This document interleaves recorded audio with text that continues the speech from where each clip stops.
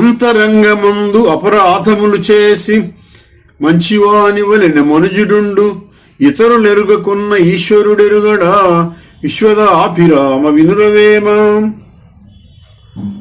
మనసులో అంటే అతి రహస్యంగా తప్పులు చేసి బయటకు మాత్రం పెద్ద మనుషుల్లాగా, అంటే చాలా ఏమి తెలియనట్టు అమాయకుల్లాగా, ఎవరికి ఏమి తెలియదులే అన్నట్టు ఉంటుంటారు కొంతమంది.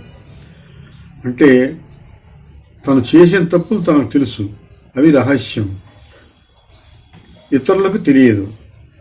కాబట్టి ఏమి తెలియనట్టే మంచివాడి వలె ఉంటాడు.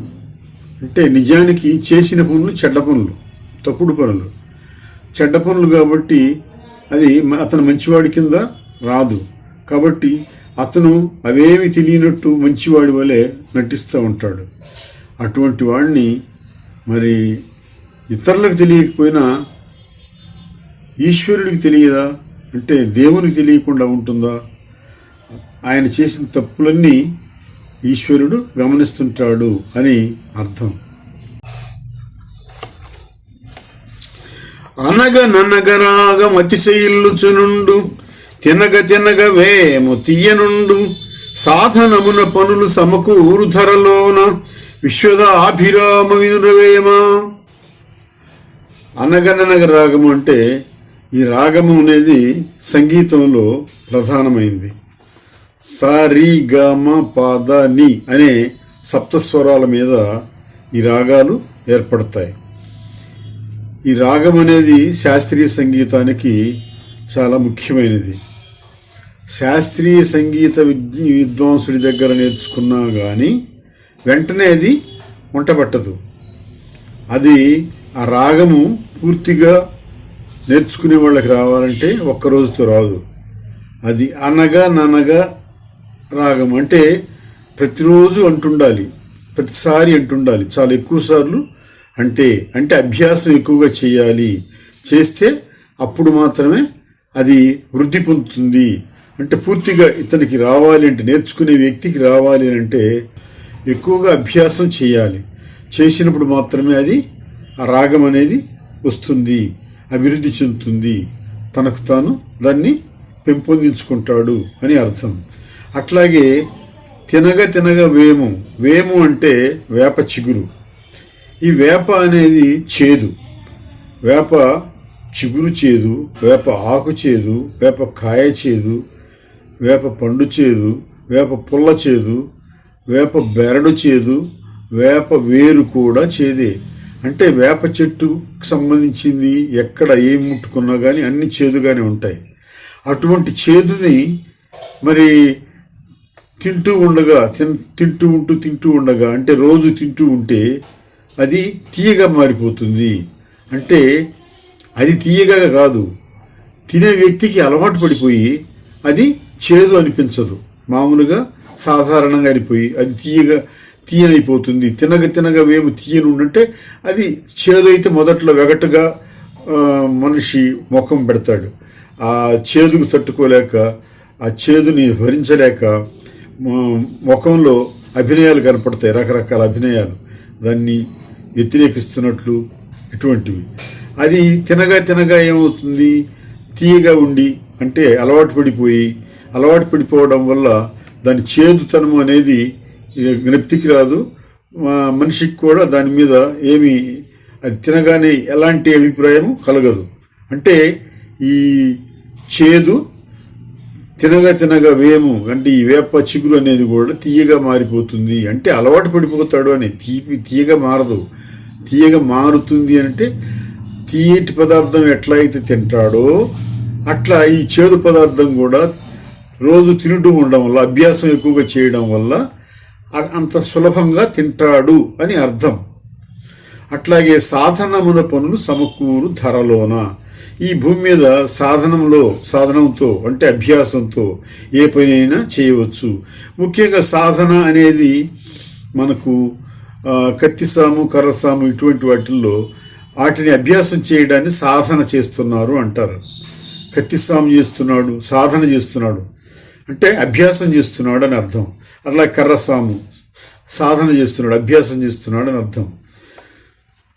సాధన చేయుమురా నరుడా, సాధ్యము కానిది లేదురా.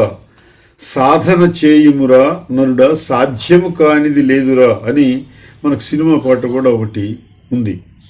అంటే అభ్యాసం ఎక్కువగా చేసినందువల్ల ఏదైనా సరే నీకు లొంగిపోతుంది, నీ అధీనంలోనికి వస్తుంది, నీవు దాన్ని అధిగమించగలవు, నీ చెప్పు చేతల్లోకి దాన్ని తీసుకోగలవు అని అర్థం. అంటే సాధనము అంటే ఎక్కువగా అభ్యాసం చేసినటువంటి అయితే ఏ పనైనా సాధ్యమవుతుంది, ఏ పనైనా అనుకూలంగా మారిపోతుంది అని అర్థం. అనువు గాని చోట అధికులమనరాదు, కొంచెమైన నదియు కొదువగా ఆదు, కొండ అద్దమందు కొంచెమై ఉండదా, విశ్వదాభిరామ వినురవేమ. మనకు సమయం సందర్భం అన్ని అనుకూలంగా ఉంటేనే మనం చాలా గొప్పవాళ్ళం. కాబట్టి మన గొప్పతనం చాటుకొని మన అభిమానాన్ని నిలబెట్టుకోవచ్చు. కానీ అది మనకు అనుకూలం లేనప్పుడు కూడా అట్లా ప్రవర్తిస్తే అవమానం జరుగుతుంది. మనకి అనుకూలం కాదు, ఆ సందర్భం మనకు సానుకూలంగా లేదు, అలాంటప్పుడు మనం చాలా గొప్పవాళ్ళము అని మన ఆడంబరాన్ని తెలియజేస్తే అక్కడ అవమానపడే అవకాశం ఉంటుంది. అంటే అవతలి వాళ్ళకు పూర్తిగా నీ గురించి తెలియదు కాబట్టి నిన్ను అవమానపరుస్తారు. అంటే ఆ సమయము ఆ సందర్భం రెండు నీకు అనుకూలం కాదు. అంటే నీకు తెలిసిన వాళ్ళు లేరు, నిన్ను గుర్తించిన వాళ్ళు లేరు. కాబట్టి నీ ఆడంబరాన్ని గుర్తించి నీ గొప్పతనాన్ని గుర్తించిన వాళ్ళు లేనప్పుడు నువ్వు అటువంటి సమయంలో ఏం చేయాలి? తగ్గి ఉండాలి. లేదా నీ ఆడంబరాన్ని ప్రదర్శిస్తే అవమానపడతావు.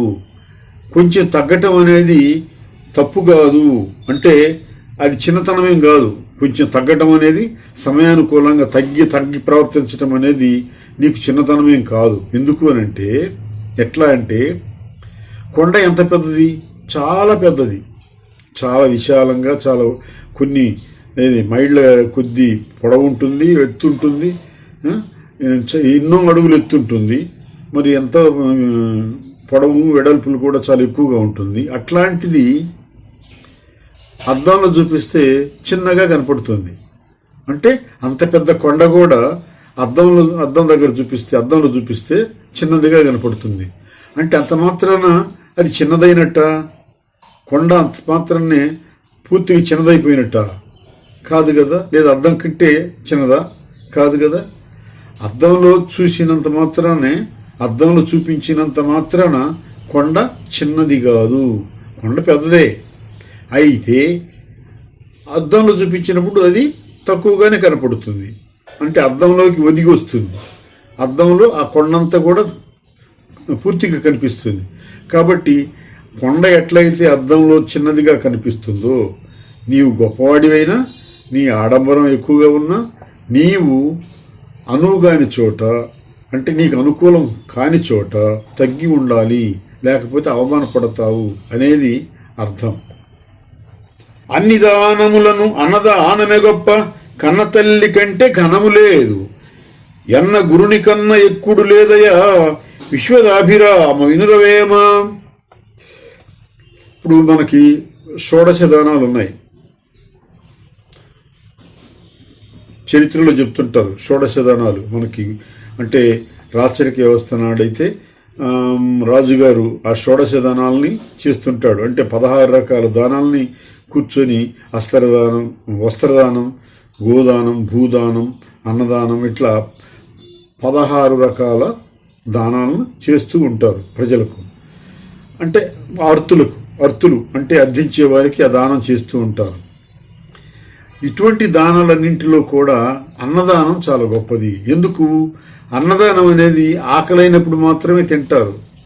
అన్నం నీకు అవసరం లేనప్పుడు పెట్టినా తినరు. అవసరం లేనప్పుడు పెడితే అన్నం తినరు. బంగారం తీసుకెళ్తారు, ధనం తీసుకెళ్తారు, కానీ అన్నం తీసుకెళ్లరు. అన్నం ఎప్పుడు తింటారు? వాళ్ళకి ఆకలైనప్పుడు మాత్రమే.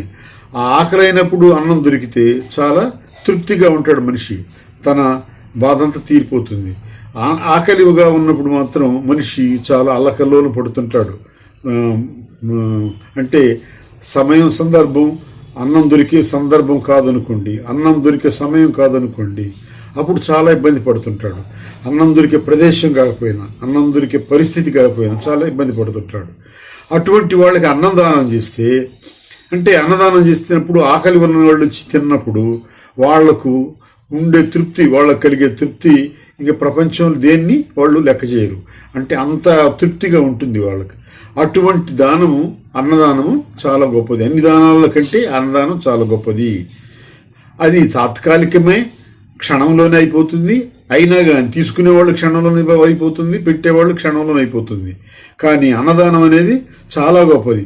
అవతల వ్యక్తిని పూర్తి సంపూర్ణంగా తృప్తిపరుస్తుంది. ఏ దానం కూడా సంపూర్ణంగా తృప్తిపరచలేదు. బంగారం ఇస్తే ఇంకా కాస్త ఇస్తే బాగుండు అనిపిస్తుంది, ధనం ఇస్తే ఇంకా ఇస్తే బాగుండు అనిపిస్తుంది, గోదానం ఒక గోధుమ ఇస్తే 2 గోవుని ఇస్తే బాగుండు అనిపిస్తుంది. కానీ అన్నం మాత్రం తనకు పొట్ట నిండేంతవరకే తింటాడు, తనకు కావలసినంతవరకు తింటాడు. కాబట్టి అది సంతృప్తిగా ఉంటుంది. అన్నదానం ఒకటే మనిషికి పూర్తిగా సంతృప్తినిచ్చేది. తక్కిన ఏ దానాలు సంతృప్తినివ్వవు. ఎంత పెట్టినా ఇంకా పెట్టలేదనే భావనలోనే ఉంటారు. అట్లాగే కన్న తల్లి కంటే ఘనులు లేరు, ఘనము లేదు. అసలు కన్నతల్లి కంటే గొప్పది లేనే లేదు. ఎందుకని? నిన్ను 9 మాసాలు మోసి మరి చిన్నప్పటి నుండి నీకు మంచి మాటలు నేర్పి, నడక నేర్పి, నీ మలమూత్రాలు తొలగించి, నీకు వేళకి తిండి పెట్టి, చిన్నప్పుడు నీకు తిండి ఆకలి అవుతుంది కానీ చెప్పలేని పరిస్థితి. చిన్నపిల్లలు ఆకలి అవుతుందని చెప్పలేరు, అట్లాగే మలమూత్రాలు వస్తున్నాయని చెప్పలేరు. వాళ్ళకి ఎప్పుడు మలమూత్రాలు వస్తాయో తెలియదు, ఎప్పుడు ఆకలి అవుతుందో తెలియదు. అవన్నీ గమనించి తల్లి మరి వేళకి ఆకలి తీరుస్తుంది అన్నం పెట్టి, అట్లాగే పాలిచ్చి, అట్లాగే మరి చిన్నప్పటి నుండి మంచిగా పెరుగుతుంది. ఆరోగ్యం విషయంలో కానీ, మరి భాష విషయంలో కానీ, మాట్లాడే విషయంలో కానీ పెరిగే కొద్దీ మంచి మాటలు చెప్పి పెంచుతూ ఉంది. అన్ని రకాల పోషణ ఇచ్చేటువంటి తల్లి మరి పిల్లల్ని పెంచినప్పుడు, అంటే తను పూర్తిగా సర్వస్వం, తన సుఖాలు, తన కావలసినవన్నీ వదులుకొని పిల్లల కోసం పూర్తిగా 24 గంటలు పిల్లల సేవలోనే ఉండిపోద్ది. అటువంటి తల్లి చాలా గొప్పది కదా, అన్నిటికంటే గొప్పది. నీకు 100 కోట్లున్నా దానికంటే కూడా తల్లే గొప్పది. ఎందుకని? నీకు ఏమి తెలియనాడు నువ్వు నిలబెట్టింది తల్లి. నీకేమి ఆకలి తెలియనాడు ఆకలి తీర్చింది తల్లి. నీ మలమూత్రాల గురించి తెలియనాడు అవి శుభ్రం చేసింది తల్లి. నీకు స్నానం చేయించిన తల్లి, నీ ఆరోగ్యం చూసిన తల్లి, నీకు ఇటు నడవాలి ఇటు నడవకూడదు అని నడక నేర్పింది తల్లి. కాబట్టి తల్లి అన్నిటికంటే ఘనమైంది, అంతకు మించింది ఏదీ లేదు ప్రపంచంలో అని చెబుతున్నాడు. అట్లాగే ఎన్న గురుని కన్నా ఎక్కుడు లేదయా, అంటే కనిపించిన తల్లి కంటే కూడా ఏది లేదు. ఇంకోటి, విజ్ఞానం ఇచ్చి నీకు జ్ఞాననేత్రాన్ని ప్రసాదిస్తాడే గురువు. పెరిగిన తర్వాత నీకు విజ్ఞానం అవసరం.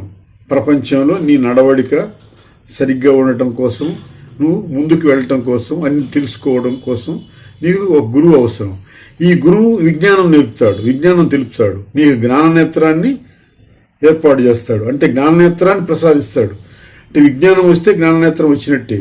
అంటే ఏం చేయాలి, ఏం చేయకూడదు, ఏం చేస్తే ప్రజలకు మేలు జరుగుతుంది, తనకు మేలు జరుగుతుంది, ఏమి చేస్తే ఇతరులకు నష్టం జరుగుతుంది, తనకు నష్టం జరుగుతుంది, అంటే సమాజానికి ఏది చేస్తే మేలు జరుగుతుంది అనేటువంటి విజ్ఞానాన్ని, అట్లాగే ఏదేది చేయవచ్చును ఏది చేయకూడదు అనే విజ్ఞానాన్ని, ఇవన్నీ గురువు నేర్పుతాడు. కాబట్టి గురువు అన్నిటికంటే గొప్పవారు, గురువు కంటే గొప్పవాళ్ళు ఎవరూ లేరు అని అర్థం. మరి తల్లి గొప్పదే, గురువు గొప్పవాడే, అన్నదానం గొప్పదే. దానికి మించింది ఏది లేదు. ఈ మూడు కూడా గురువుకి మించిన వాళ్ళు లేరు, తల్లికి మించిన వాళ్ళు లేరు, అట్లాగే అన్నదానానికి మించింది లేదు. ఇవి మరి నిజమైన సమాజంలో సత్యమైన వాక్యాలు ఇవి. అలను బుగ్గబుట్టి అప్పుడే క్షయమవును, కలనుగా ఆంచు లక్ష్మి కల్లయగును, ఇలను భోగభాగ్యమీలాగుగాదకో, ఇలను భోగభాగ్యమీతీరు కాదకో, విశ్వదాభిరామ వినురవేమ. అంటే సముద్రంలో కెరటాలు వస్తుంటాయి. సముద్రంలో కెరటాలు అంటే నీటి అలలు. ఆ అలలు సముద్రం నుండి మధ్యలో పుట్టి చివరలకు వస్తుంటాయి, సముద్రం ఒడ్డుకు వస్తుంటాయి. అది ఎక్కడో మధ్యలో పుట్టిన అల చివరిదాకా వస్తుంది. ఒకటే అల వస్తుంది, దాని తర్వాత మరొకటి అలలు పుడుతూ ఉంటాయి. పుట్టిన అలలు ఒకదాని వెంట ఒకటి ఒడ్డుకు వస్తూ ఉంటాయి. వీటిని కెరటాలు అంటారు. ఈ పుట్టినప్పుడు ఈ అలలు వచ్చేటప్పుడు నీటి బుగ్గలు పుడతాయి. అందులో నీటి బుగ్గలు అంటే గాలి చుట్టూ నీరు ఏర్పడి, గాలి చుట్టూ ఒక నీటి పొర ఏర్పడి బుగ్గ ఏర్పడుతుంది. అది ఎంతసేపు ఉంటుంది? కాసేపే ఉంటుంది. ఆ నీటి బుగ్గ గాలి గట్టి గాలి తగలగానే ఆ బుగ్గ పగిలిపోయి మామూలుగా అవుతుంది. అంటే నీటి బుగ్గ కెరటంలో పుట్టినా అప్పుడే నశిస్తుంది, అప్పుడే అప్పుడే పగిలిపోతుంది. మనకు పూర్తిగా కనిపించదు కూడా. అప్పుడే పడుతుంది, అప్పుడే పోతుంది. అట్లాంటివి ఎన్నో పుడతాయి. ఎన్నో నీటి బుగ్గలు పుట్టి ఒక కెరటంలో ఎన్నో నశించిపోతాయి. అది సముద్రం చివరిదాకా రాదు. ఆ నీటి బుగ్గ అలా వస్తుంది. అలా సముద్రం మధ్యలో పుట్టి చివరిదాకా వస్తుంది. కానీ నీటి బుగ్గ అక్కడ పుట్టింది అక్కడే పోతుంది. అట్లా ఎన్నో పుడతాయి, ఎన్నో పోతాయి. చివరికి దాకా ఏది రాదు. అట్లాగే మరి కలలో కనుక మీకు మంచి లక్ష్మి కనపడింది, ధనరాశులు నాకు లభించాయని కలలో కలగంటే నీవు వెనుక వచ్చేటప్పటికి ఏది కనిపించదు. అంటే కలలో కనిపించింది వెంటనే మాయమైపోతుంది. అంటే కలలో చూసిన లక్ష్మి కానీ మరొకటి కానీ ఏదైనా భోగభాగ్యాలు కానీ అన్నీ కూడా అవన్నీ అబద్ధాలే అవుతాయి, నిజం కావు. అంటే అప్పుడే మనం మెళుకు రాగానే అన్నీ కనిపించకుండా పోతాయి అని అర్థం. ఎట్లానే ఈ రకంగా భోగభాగ్యాలు అనేవి ఈ రకంగానే ఉంటాయి. అంటే వస్తుంటాయి పోతుంటాయి, వచ్చేది తెలియదు, పోయేది తెలియదు. అంటే ఈ వచ్చిపోయే సంగతి ఎట్లా ఉంటుంది అంటే ఇట్లా ఉంటాయి. ఈ అలలో పుట్టిన బుగ్గలాగా, లేకపోతే కలలో వచ్చిన లక్ష్మిలాగా ఇట్లా భోగభాగ్యాలు అనేవి వస్తూ పోతూ ఉంటాయి. ఇవి శాశ్వతము అని ఎవరైతే అనుకుంటారో వాళ్ళు అజ్ఞాని. అది జ్ఞానం కాదు, అజ్ఞానం అవుతుంది అని. అంటే భోగభాగ్యాలు వచ్చినా కానీ ఇది శాశ్వతము నాకు అని అనుకోవడానికి లేదు, అనుకోకూడదు. అది అజ్ఞానం అవుతుంది. ఎందుకనంటే నీవు చనిపోయిన తర్వాత అది నీ వెంట రాదు, నీకు సంబంధం లేదు. అది ఎవరు తీసుకుంటారో కూడా నీకు తెలియదు. అట్లాగే భోగభాగ్యం అట్లాగే నువ్వు బ్రతికుండగానే వచ్చిన భోగం, వచ్చిన భాగ్యం అంతా పోవచ్చు. మళ్ళీ మధ్యలో నీకు చాలా భోగం రావచ్చు, ఆ భోగం అంతా మధ్యలోనే పోవచ్చు. అట్లాగే భాగ్యం రావచ్చు, అది కూడా మధ్యలోనే పోవచ్చు. కాబట్టి అవి శాశ్వతం కాదు అని నమ్మాలి. శాశ్వతం అని ఎవరైనా నమ్మితే అది అజ్ఞానం అవుతుంది అని చెప్పడం అన్నమాట. అల్ప బుద్ధివానికి అధికారమిచ్చిన దొడ్డవ 6 నెలల తొలగగట్టు, చెప్పు దినడు కుక్క చెరకు తీ పెరుగున విశ్వద ఆభిరామ వినురవేమ. అల్పబుద్ధివాడు అంటే మరి దుర్మార్గుడు, చెడ్డవాడు అంటే అల్పుడు అంటే చెడ్డవాడు, అంతే. చెడ్డవాడికి దుర్మార్గుడు, అల్పుడు, హీనుడు, నీచుడు ఈ ఎన్ని రకాలుగా మనం పేర్లు పెట్టుకున్నా అతని అంటే వ్యతిరేకి, సమాజానికి వ్యతిరేకి లేదా మంచికి వ్యతిరేకి అతను. అటువంటి వాడికి అధికారం వస్తే మంచి వాళ్ళందరినీ దూరంగా తరిమేస్తాడు. అంటే ఈ మంచి వాళ్ళ యొక్క మంచితనాన్ని కానీ లేదా గొప్పతనాన్ని కానీ అతను గుర్తించడు. అతనికి అవసరం లేదు. ఎందుకంటే అతని లాంటి వాళ్ళే అతనికి కావాలి. దుర్మార్గులు, హీనులు, చెడ్డవాళ్ళు అయితేనే అతనికి నచ్చుతారు. ఎందుకని? అతని దగ్గర ఉన్నది చెడ్డ గుణం కాబట్టి, అతని మనసులో ఉన్నది చెడ్డ గుణం కాబట్టి అతనికి చెడు గుణమే నచ్చుతుంది. కాబట్టి మంచి వాళ్ళు ఎవరైనా ఉంటే వాళ్ళని పారదోలుతాడు. అధికారం కనుక చెడ్డవానికి ఇస్తే జరిగే పని ఇది, మంచి వాళ్ళందరినీ పారదోలుతాడు. అదే ఇప్పుడు కుక్క ఉన్నది, కుక్క తోలు చెప్పు కొనుక్కొని తింటుంది. దానికి ఏం తెలుస్తుంది? తోలు చెప్పు అది దానికి అలవాటు పడిన దానికి తీపి అనేది ఏ రకంగా తెలుస్తుంది? తీయదనం తెలుస్తుందా? చెరకు ఉంది, చెరకు తీయగా ఉంటుంది. చెరకు తీయగా ఉంటుందని తీయదనం తినటం తెలుస్తున్నదని తెలియదు. దానికి తోలు కుక్క ఎండిపోయిన తోలు చెప్పును మాత్రమే తింటది. దానికి అది రుచి, అదే తినటానికి అలవాటు పడింది అది. కాబట్టి దాన్ని తీసుకొచ్చి నువ్వు చెరుకు తినంటే తినదు. దానికి తీపి తెలియదు. దానికి తీపల్లా దాని రుచిల్లా చెరుకులో ఉంటుంది. అంటే చెడ్డవాడి రుచి చెడ్డవాడిలోనే ఉంటుంది అని అర్థం. అంటే కుక్కకు చెప్పులో ఎట్లయితే రుచి దొరుకుతుందో అట్లా చెడ్డవానికి కూడా చెడ్డవాని దగ్గరే రుచి దొరుకుతుంది. వేరొక చెడ్డవాడు, వేరొక దుర్మార్గుడు, వేరొక నీచుడు, వేరొక హీనుడే వానికి నచ్చుతాడు. వాడిలోనే వానికి మంచితనం నచ్చుతుంది, వాడిలోనే మనకి నచ్చుతుంది, నచ్చే గుణాలు ఉంటాయి. అంతేగాని మంచివాడి దొడ్డవాడి గుణాలు అంటే పెద్దవాళ్ళు గొప్పవాళ్ళ గుణాలు వాడికి తెలియవు, అర్థం కావు. ఆ మంచితనం కానీ గొప్పతనం కానీ వాడు గుర్తించలేడు. కాబట్టి అటువంటి వాడు కుక్క చెప్పు తినడంతో సమానం లాంటి వాడు అని. అల్పుడెప్పుడు బల్కు ఆడంబరముగాను, సజ్జనుండు బల్కు చల్లగాను, కంచు మ్రోగినట్లు కనకంబు మ్రోగున, విశ్వదాభిరామ వినురవేమ.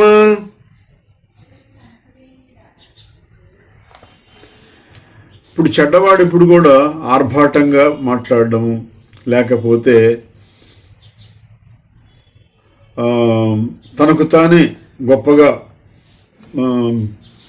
చెప్పుకోవడము, తన గురించి తానే గొప్పగా చెప్పుకోవడము, మరి తానే గొప్పవాడని ఆడంబరంగా పలకపోవడము అంటే చెడ్డవాని లక్షణం. అది ఆ మాటల్లోనే తీరులో తెలుస్తుంది. వాడెప్పుడు ఇతరులను ఎవరిని గమనించడు, గుర్తించడు. ఆడే గొప్పవాడు అనుకుంటాడు. ఆడి చుట్టూ ఉన్నవాళ్ళు వాడిని ఇష్టపడే వాళ్ళు మాత్రమే గొప్పవాళ్ళు అనుకుంటాడు. కాబట్టి అల్పుడికి ఎప్పుడు కూడా ఆ పలుకు అనేది, మాట అనేది ఎట్లా ఉంటుందంటే దుడుకు స్వభావంతో ఉంటుంది. ఎదుటి వాళ్ళని తక్కువ చేసి మాట్లాడడము, తాను గొప్ప అనేట్టు మాట్లాడటము, ఇవి అలవాటు పడి ఉంటాడు.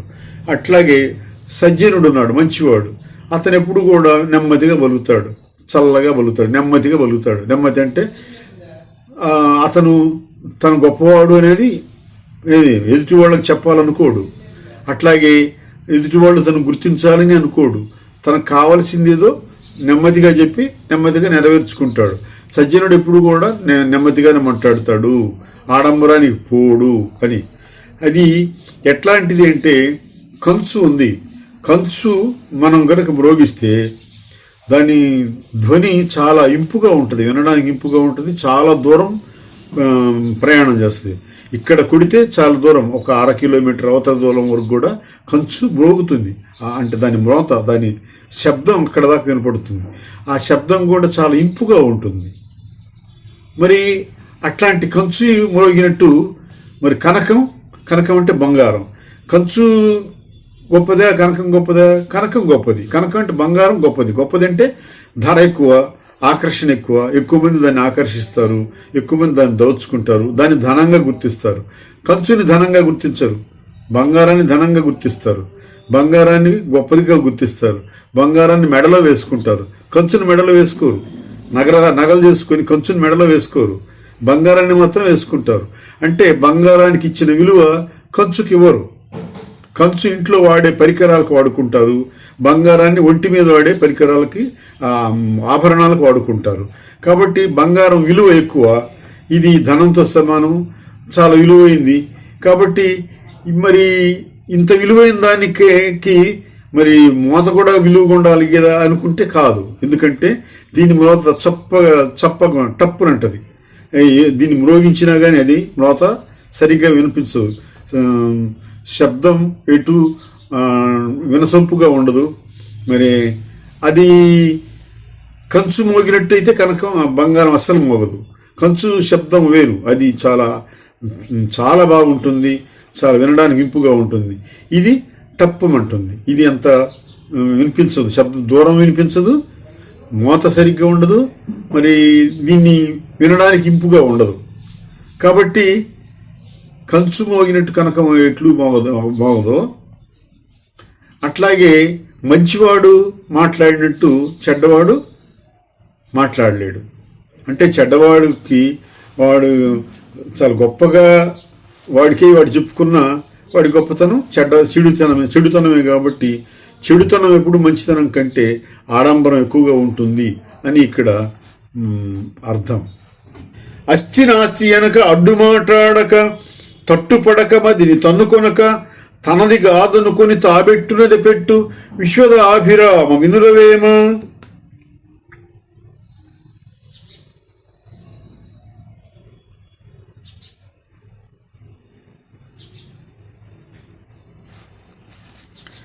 అంటే ఒక యాచకుడు, ఒక ఆర్తి వచ్చి ఏదైనా యాచించినప్పుడు ఇక్కడ ఉన్నది, తన దగ్గర ఉన్నది లేదు అని తొట్టుపడకుండా, అట్లాగే మరి ఆలోచించకుండా ఇది ఉంది ఇవ్వచ్చునా లేదా అని ఆలోచించకుండా దానం చేస్తారే, అట్లాంటి దానం, ఆ వస్తువు ఏదైనా సరే దానం చేస్తే అది తన వస్తువు కాదు అని దానం చేసినట్టయితే అది సరైన దానం, అది ఉత్తమ ఫలాన్ని ఇస్తుంది అని. అంటే ఎవరైనా యాచకుడు అడిగినప్పుడు, ఎవరైనా ఏదైనా అడిగినప్పుడు ఆలోచించకుండా, ఉన్నది లేదు అని ఆలోచించకుండా, లేదు ఇద్దామా వద్దని తడబాటు పడకుండా, తొట్టుపాటు పడకుండా, ఆలోచించకుండా దానం చేయాలి, చేసే వస్తువుని చేయాలి. దానం చేయదగిన వస్తువుని వెంటనే దానం చేస్తే, అంటే ఎలాంటి ఆలోచన ఇది తనది ఇవ్వచ్చా ఇవ్వకూడదా అనే ఆలోచన లేకుండా వెంటనే ఇచ్చినటువంటి దానం చాలా గొప్పది, ఉత్తమ ఫలితాలను ఇస్తుంది అని అర్థం. ఆడి తప్పువారుల అభిమానహీనులు గోడెరుగని వారు కొద్దివారు కూడి కీడు సేయ క్రూరుండు తలపోయు విశ్వదాభిరామ వినురవేమ.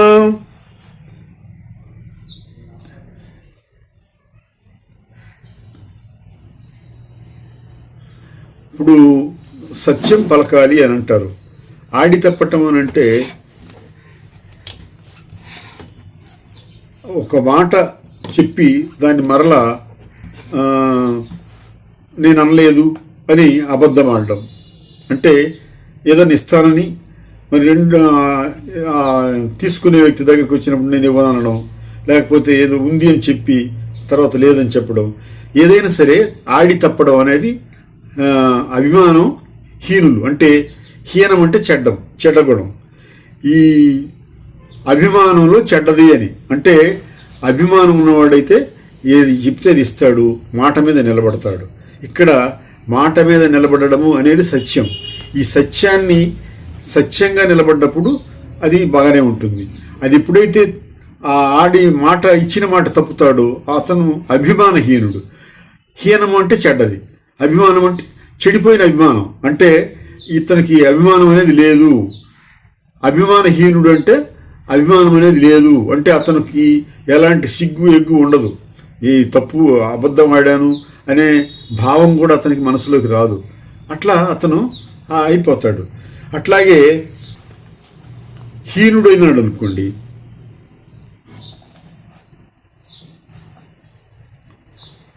అంటే ఆడి తప్పినా కానీ అది అభిమానహీనము నీచము మరి అని తనకి ఎట్లయితే భావం ఉండదో అట్లాగే మరి బాధ అంటే అవతల వారికి ఆడి తప్పినప్పుడు అవతల వారు బాధపడతారు కదా. ఏదైనా ఒక మాట చెప్పి నీకు ఇస్తాను రా అని, అతను రాగానే లేదని, లేకపోతే నేను ఒక మాట చెప్పి అతను రాగానే నేను అనలేదు అని చెప్పి అబద్ధం ఆడితే అది ఎదుటి వాళ్ళకి చాలా బాధ కలుగుతుంది. ఎందుకని నమ్మకంతో వస్తారు. నమ్మకంతో వచ్చినప్పుడు మరి నమ్మకం నిలబెట్టుకోవాలి కదా. అంటే స్నేహితుడైన కావచ్చు, చుట్టమైన కావచ్చు, మరొకళ్ళు కావచ్చు, నిన్ను నమ్మి వచ్చినప్పుడు నువ్వు చెప్పిన మాట మీద నిలబడకపోతే అది నీకు అభిమానహీనము నీచమే అవుతుంది. కానీ అది ఎదుటి వాళ్ళకి బాధ అవుతుంది. మరి ఎదుటి వాళ్ళకి బాధ అయినప్పుడు అది ఆ బాధ తెలియనప్పుడు నువ్వు చిన్నవాడివి అవుతావు. ఎంత గొప్పవాడివైనా, ఎంత పెద్దవాడివైనా, పేరు ప్రతిష్టలు ఉండొచ్చు, పేరు ప్రతిష్టలు ఉన్నా, ధన సంపన్నుడు అయినా, చాలా గొప్పవాడిగా అయినా ఎదుటి వాళ్ళ బాధని గమనించలేనప్పుడు నువ్వు చిన్నవాడివి అవుతావు. అంటే నువ్వు చెడ్డవాడివి అవుతావు. చిన్నవాడు అంటే చెడ్డవాడి కింద లెక్కే, చిన్నవాడివి అవుతావు. నువ్వు గొప్ప అని పేరు ప్రతిష్టలు బాగా సంపాదించుకున్నంత మాత్రాన గొప్పవాడివి కాలేవు, నువ్వు చిన్నవాడివి అవుతావు. అవతల వ్యక్తిని నువ్వు ఆడి తప్పడం వల్ల అవతల వ్యక్తి బాధపడతాడు. ఆ బాధపడ్డప్పుడు నువ్వు ఆ బాధని గుర్తించలేకపోతే నువ్వు చిన్నవాడి కింద లెక్కే కదా. అంటే ఎప్పుడు కూడా నీచులు దుర్మార్గులు ఏం చేస్తారంటే పనిగట్టుకొని హాని చేయటానికి పూనుకుంటారు. అంటే ఈ ఆడి తప్పడం అనేది మరి దుర్మార్గమే, నీచమే, అది పనిగట్టుకొని హాని చేయటమే. మరి మాట తప్పడం అనేది, మాట ఇచ్చి తప్పడం, ఉంది అని చెప్పి లేదనడం, లేదా ఇస్తానని చెప్పి కాదనడం, లేదా ఉంది అని తనకి దగ్గర ఉంది, తను ఇస్తాను, తను చేస్తానని చెప్పి నేను చేయనని చెప్పడం, ఇవన్నీ కూడా నీచుడు దుర్మార్గుడు పనిగట్టుకొని ఎట్లా అయితే హాని చేస్తారో అటువంటి హానికి సంబంధించినటువంటిది ఇది. అంటే అభిమానహీనం అని చిన్నగా అన్న నీకు నీచత్వం ఉన్నది అని చెప్పడం అన్నమాట. ఆత్మ ఎంద దృష్టి అనువుగా అనునరించి నిశ్చలముగా దృష్టి నిలిపెనే అని అతడు నీవే సుమ్మి అనుమానమేలరా విశ్వదాభిరామ వినురవేమ. మనస్సులో ఏదైనా ఒకటి అనుకొని మంచి పట్ల, భగవంతుడు కానీ లేకపోతే మనిషి పట్ల ఏదైనా సరే ఒక మంచి విషయం మీద స్థిరంగా అభిప్రాయం ఏర్పాటు చేసుకుని ఆ అభిప్రాయం మీద స్థిరంగా నిలబడితే నీవే గొప్పవాడివి, అంటే నీవే భగవంతుడివి అని అర్థం. అంటే భగవంతుడితో సమానమైన వాడివి, మోక్షాన్ని పొందుతావు, సందేహం లేదు. అంటే నీ మనసులో దృష్టి సరిగ్గా పెట్టుకొని, నీ మనసులో ఒకదాని మీద కేంద్రీకరించుకొని, దాని మీద నిశ్చలంగా దృష్టి పెట్టి, ఆ కేంద్రీకరించిన దాని మీద నువ్వు స్థిరంగా ఉండి నీ అభిప్రాయాన్ని స్థిరంగా ఉంచుకుంటే నువ్వు దేవుడితో సమానము. అంటే మనసులో దృష్టి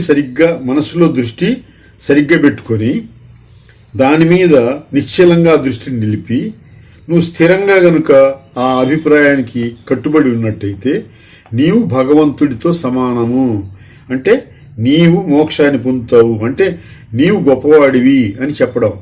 అంటే ఆడి తప్పకపోవడం ఇట్లాంటివి, లేదా ఒక మనసులో ఒక అభిప్రాయం, సదభిప్రాయం పెట్టుకుని ఆ అభిప్రాయానికి తాను కట్టుబడి ఉండటం. కట్టుబడి ఉన్నప్పుడు దాని మీద స్థిరంగా ఉంటాడు, ఆ దృష్టి అట్లనే ఉంటుంది. ఎవరు వచ్చి ఆ దృష్టిని మరల్చాలని ప్రయత్నం చేసినా ఆ దృష్టి నుంచి ఇతను మరలడు.